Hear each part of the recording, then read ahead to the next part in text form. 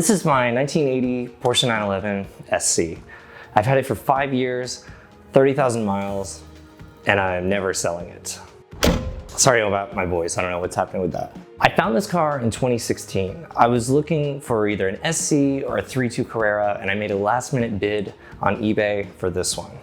4 days later, it showed up at my house. At first, it required significant settling, and the first year of getting it dialed in was a bit of a headache. These cars were hand-built and well-made and durable, but they're all 30 to 40 years old, so stuff just gives up over time. The CIS injection is finicky and temperamental, so I had issues with maintaining correct idle and with hot starts and dealing with warm-up regulators and stuff.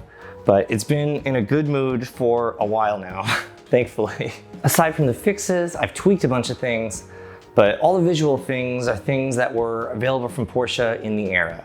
That doesn't mean that's the right way to do it or the only way, but that's my way. The wider wheels are from the turbo, the sport seats are from the turbo, the steering wheel is from the race cars. And probably the biggest visual change is adding these stripes. This was a rare option called the M42 Martini Stripe Kit, which was meant to celebrate Porsche's success at Le Mans with their sponsor Martini in the late 70s. And they're good. I actually went into a detailed explanation for why I did them in my Hill Country Rally video. That's either here or here. I'm not sure how things work. You know all the typical dialogue about these cars, that it's totally analog, you feel everything because there's no power steering assist, and that there's this profound mechanical connection. And that's all true.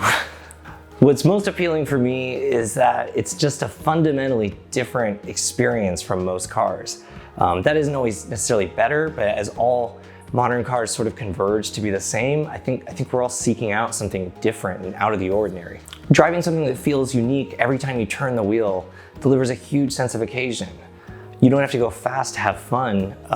There's satisfaction just in driving it, using it as a car. The rear engine layout means there's hardly any weight over the front wheels, so turn-in is direct and there's tons of rear grip. Unusually for a sports car from this era, the inputs feel sharp and instant. That experience continues right through the first stab of the brake pedal, where the 911 has always been the benchmark. If you need to slow for a rapidly approaching corner, this is where the 911 shines and inspires confidence. The air-cooled engine actually sounds different from anything else because having coolant in an engine isn't just cooling it, it changes the sound, it dampens it. So without that, the noise has a more metallic grit to it. Even if you don't perceive it, you can sense it. So to sum up, people like these cars for a reason. I don't know what to tell you. The biggest thrill for me was driving from Houston to Laguna Seca in California in 2018. Rennsport Reunion is the largest gathering of Porsches in the world, and 2018 was the biggest one ever.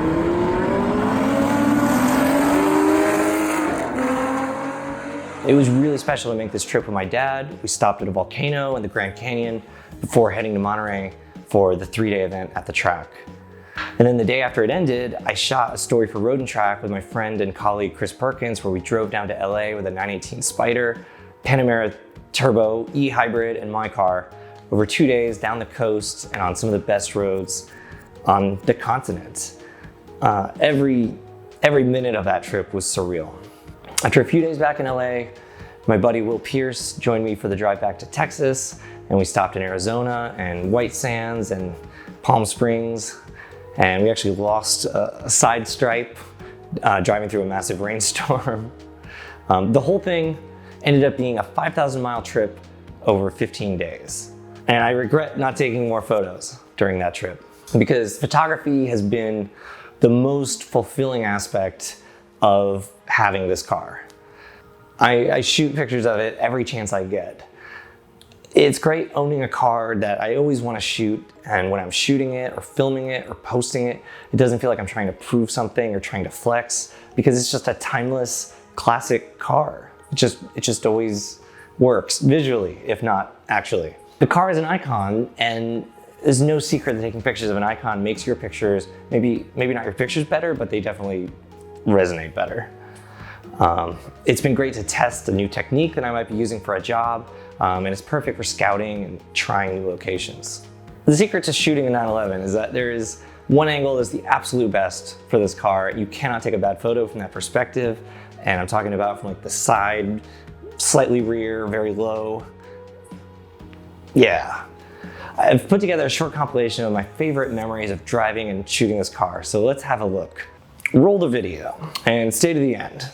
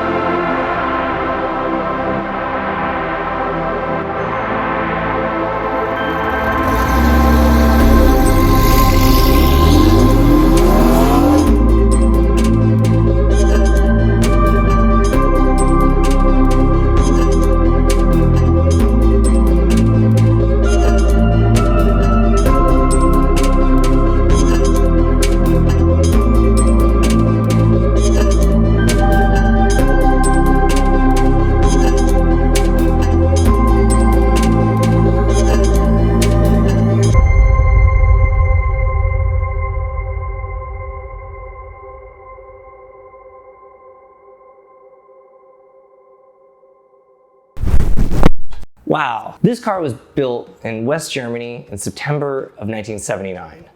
3 months earlier in June, a Porsche 935 based on the 911 won Le Mans overall. And I think some of that pride was still in the factory when this car was being built. I'd like to think. Who knows? There's probably no way, but I like the racing history, and this car is part of racing history, and this body shell is the same one that's underneath the 935. So every year on the anniversary, because of these martini stripes, I open up a bottle of this Martini and Rossi Asti. This is not sponsored. It's a sparkling wine that is pretty much all sugar, but this is a fun tradition. So to 5 years, cheers. And since I'm still breathing, this car is not for sale.